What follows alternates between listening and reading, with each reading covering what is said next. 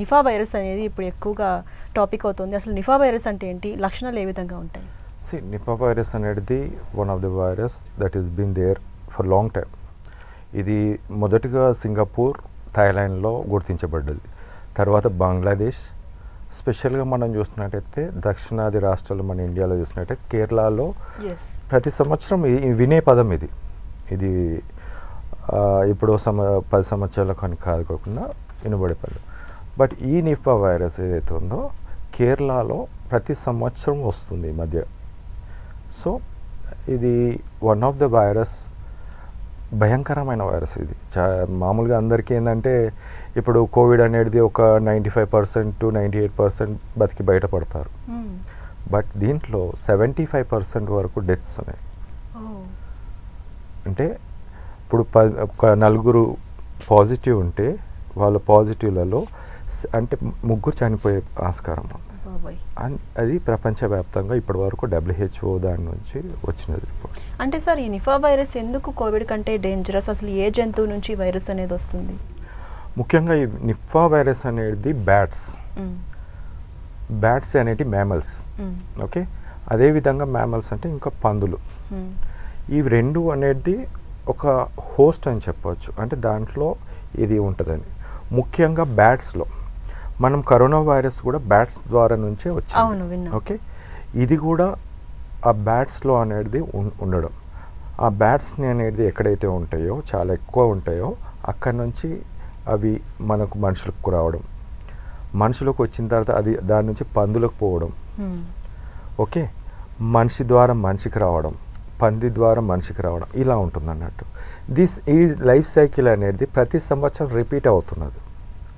మధ్యలో మనం ఎక్కడ చూడట్లేదు, ఏ టైంలో కూడా మనకు ఇవన్నీ రావట్లేదు. బట్ ఒక్క సీజన్లోనే మనం ఇవన్నీ చూస్తున్నాం. ముఖ్యంగా ఈ స్ప్రెడ్డింగ్ ఆఫ్ వైరస్ ఎలా ఉంటుందంటే, ఫస్ట్ ముఖ్యంగా ఈ బ్యాట్స్లో వైరస్ ఉంటుంది. ఆ వైరస్ అనేది బ్యాట్స్ ఏం చేస్తాయంటే ఒక పండ్లు, అన్ని రకాల పండ్ల మీద అటాక్ చేస్తుంటాయి, తింటూ ఉంటాయి. ఫ్రూట్ బ్యాట్స్ అంటాం దాన్ని. ఆ బ్యాట్స్ తిన్నప్పుడు దాని సలైవా ఏదైతే ఉంటుందో ఆ పండ్లలో పోయినప్పుడు ఆ పండ్లు మనకు డైరెక్ట్ తిన్నప్పుడు, అంటే అది తిన్న పండ్లు ఏదైతే ఉంటాయో మనం తిన్నప్పుడు డైరెక్ట్ మనిషికి రావడం. ఇది one of the route. Second route ఏంటంటే ఈ బ్యాట్స్ అనేది శాప్, మన తాటి చెట్టు ఉంటుంది కదా, తాటి కళ్ళు, దాంట్లో కూడా స్వీట్ పదార్థం, అది కూడా దాన్ని సేవించడం ద్వారా అది బ్యాట్స్ అది కూడా కంటామినేట్ అయిపోతుంది. ఆ కుండ అంటాం, ఆ కుండలో కూడా మొత్తం కూడా ఈ వైరస్ అనేది వెళ్ళడం. అలాంటి తాగినప్పుడు శాప్ అంటాం దాన్ని, పామ్ శాప్ అంటాం, దాన్ని తాగినప్పుడు అలా ఉంటుంది. నీరా అంటారు, మనకు తెలుసు కదా నీరా అనేది ఏదో, అలాంటి దాంట్లో కూడా కంటామినేట్ అయినప్పుడు అది చేస్తారు. సో ఇవి రెండు అనేది బ్యాట్స్ ద్వారా డైరెక్ట్గా మనుషులకు రావడం. రెండోది పందులు. ఇప్పుడు ఏదైతే పండ్లు పైనుంచి పడిపోతుంటాయి కంటామినేటెడ్, ఆ కింద పడ్డ పండ్లన్నీ ఈ పందులు తిన్నప్పుడు దానికి సోకినప్పుడు ఆ పంది మాంసం మిగతా వాళ్ళు తిన్నప్పుడు అలాంటివి రావడం జరుగుతుంది. సో నియర్ బై దాని సలైవా కానీ దాన్ని ముట్టుకున్నప్పుడే కానీ అలాంటి అవకాశాలు ఎక్కువ ఉన్నాయి. అంటే సార్ మీరు చెప్పిన దీంట్లో ఈ రెండు అయిపోయినాయి.